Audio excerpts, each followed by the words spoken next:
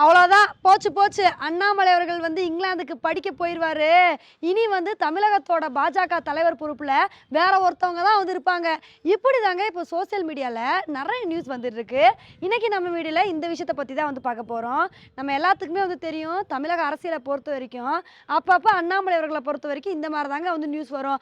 அண்ணாமலை அவர்களை தலைவர் பொறுப்புல இருந்து கழட்டி விட போறாங்க, வேற ஒருத்தவங்க தான் வந்து தலைவர் ஆக போறாங்கன்னு சொல்லி அப்பப்ப இந்த மாதிரி நியூஸ் வந்துகிட்டே வந்து இருக்கும். இப்பயும் அதே மாதிரி தான் ஒரு நியூஸ் வந்திருக்கு.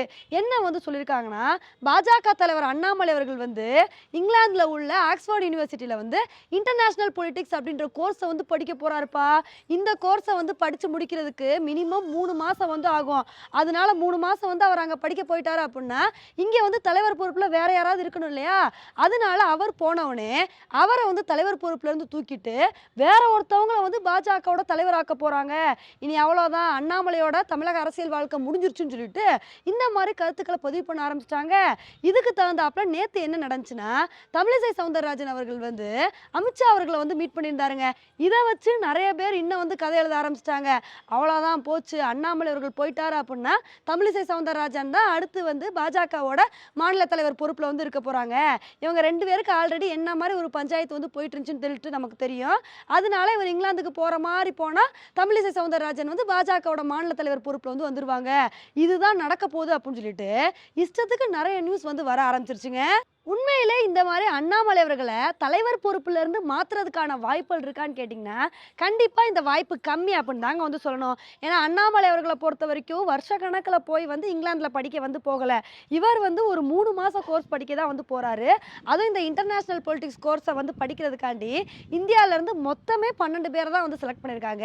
இதுல வந்து அண்ணாமலை அவர்களும் ஒருத்தர். அதனால தான் இந்த கோர்ஸை படிக்கிறதுக்கு அவர் வந்து இங்கிலாந்துக்கு வந்து போறாரு.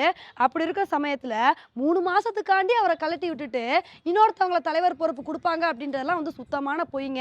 வேணா அண்ணாமலை அவர்கள் வந்து படிக்க போற அந்த சமயத்துல வேணா இடைக்கால ஒரு தலைவர் பொறுப்பை வந்து வேற யாருக்காவது வந்து கொடுக்கலாம். இல்ல அப்படியே 3 மாசம் தானே அவர் வந்தவனே கண்டினியூ பண்ணிக்கிட்டும்னு சொல்லிட்டு அப்படியே இந்த ஒரு விஷயத்தை வந்து விட்டுறலாம். அதை விட்டுட்டு இதை வச்சுட்டு போச்சு போச்சு, அண்ணாமலை அவர்கள் வந்து இங்கிலாந்துக்கு போறாரு, அதனால வந்து தலைவரை வந்து மாத்த போறாங்க, இப்படி ஆக போகுது அப்படி ஆக போகுதுன்னு சொல்லிட்டு இஷ்டத்துக்கு நியூஸ் போடுறதே வழக்கமா வந்து வச்சிருக்காங்க. ஆனா நம்மளை பொறுத்த வரைக்கும் அண்ணாமலை அவர்கள் வந்து அவரோட ரூட்ல ரொம்ப கிளியரா வந்திருக்காருங்க. ஏன்னா ஆல்ரெடி அவர் வந்து சொல்லிட்டாரு, எனக்கு டெல்லி அரசியலெல்லாம் வந்து இன்ட்ரெஸ்டே கிடையாது, என்னோட இலக்கு வந்து 2026 தேர்தல் தான், அதுக்காண்டி தான் நான் முழு உழைப்பை வந்து போட போறேன் அப்படின்னு சொல்லி அந்த அளவுக்கு எஃபோர்ட்டை போட்டுட்டு வந்துட்டு இருக்காரு.